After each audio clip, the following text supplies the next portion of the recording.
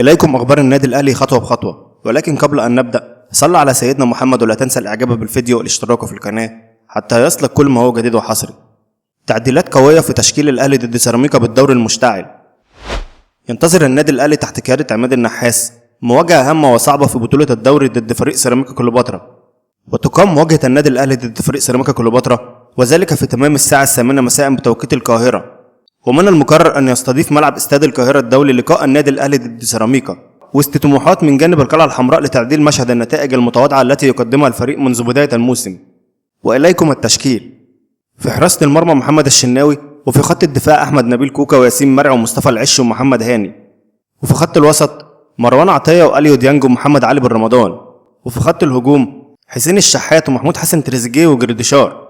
ويهمني رأيك، فهل ينجح النادي الأهلي تحت قيادة عماد النحاس في السيطرة على الفريق الأحمر، وذلك بعد التعادل في المواجهة الماضية أمام فريق إنبي بهدف لمثله؟